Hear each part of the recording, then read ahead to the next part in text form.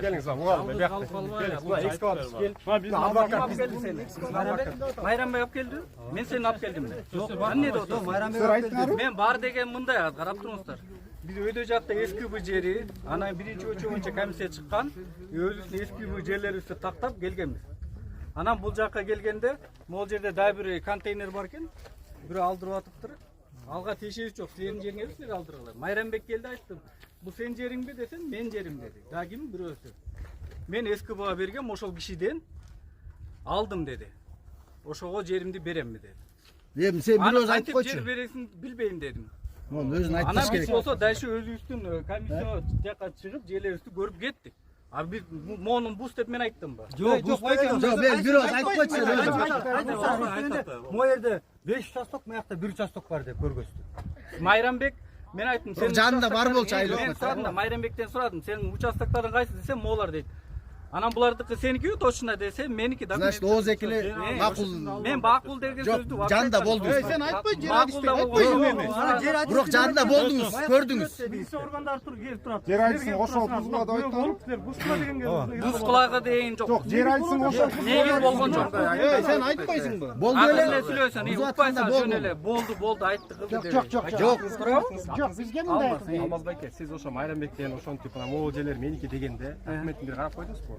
Мен документин алып келем деди. Могул жер меники деди. Ясно. Туурабы? Мен деген анын буспа деген сөздү вообще пайдаланган өкүм берген жоксуз. Бирок бузуп атканда жанында тургансыз. Өкмөт катары Сокулдун ошо Майрамбек сиз менен сүйлөшүп атат да. Менин жерлерим ушуга сага берилип атканда, сиз аны алып келчи, ошо документтерди бир карап койдуңуз. Мынакей эски быга алып келген жерлерин карап жүрөсүз. Башка жер туралар. Ал бул жерде бусам, буспайм, бустур деген сөзгө айткан жокмун. Бузуп атканда тургансыз да. Бул Турган жок. биздин адвокатка сөз бересиздер. Бузуп атканда болду эле айыл өкмөт. Кетип калды. Бирок бузуп атканда жер айтсын, ошол анан бузгула деп айттым. Жер адис жүрөт биякта алып алла деген. Жок, алып алга деген жокмун. Жер адис бул жак алып алга деген сөздү айттым. Жер адис оне Бул жагыбызда биз эски бул жерди Значит, тактап жүрөбүз. билет да биякта жүргөн. Ооба, мен билем, себеп бул жакта биз Жүрөт алып алла жерлерди деди. тактап жүрөбүз. Анда айдис болду бузуп атканда. Бул жерлер Бияк боюнча болду, бияк байке болду бузуп атканда. арест экенин билбейсиз. Анда мына байкенинчи бияктагы жерлер арест экенин бизге айтты. Билет. Процесси болуп атканын билбейт экенсиз да. Билбейт туруп эле бир жарандын сөзүнө ишенип алып элесиз. Деп туруп ушул жерлерин болду деп кетип калып. Мен ал деген жөн эле жерин тактап жүрөм деди. Анан ал өзү жалдап Майрамбек Кабаев экскаваторду силердин жер адисиңер менен кошо милициянын мүчөлөрү менен келтирип, могул жерде 4 үйдү бузуп салышты да. Бирок Майрамбек жөнөттү да. Жок, мындай да мен азыр мен түшүндүрүп коеюн. Мен булар иште алып барып аткан менин да, адвокатмын да. Мындай бир жер жакшы. Бул жерде азыркы мына Сокул райондук сотунун төрагасында иш бар.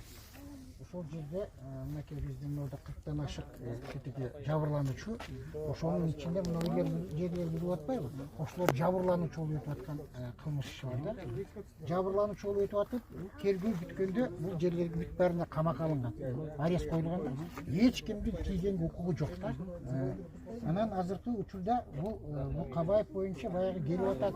Мен жерди мага сатты деген суроолорду уккандан кийин мен өзүм эмеке жазып туруп кайрылганбыз. ГКИ буга да кайрылганбыз. Генеральный прокуратурага даже прокуратура учурда.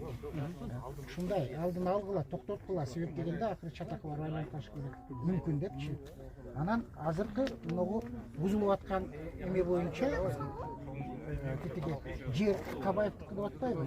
Жер Кабаевдики эмес, ал 22-жылы мыйзамсыз ошол өткөндүгү үчүн бул 3-6 деген неме да мына жер контур. Машинистство. 3-6 контур боюнча ал машинистство боюнча именно ушул контурда да ошол боюнча бул кылмыш ишинде күнөөлүү деп табылып атат. Себеби ошол эле госрегистрдин кызматкери бар. Бу жерде эме машинист эмес, бу жерде эме болот, коррупция болот. Коррупция Жумалиев деген бар эме госрегистрдин кызматкеричи. Ошолордун баары азыр мындай он киши дейт. Эмеге жоопко тартылып атат да. Анан бул жерге эч кимдин барып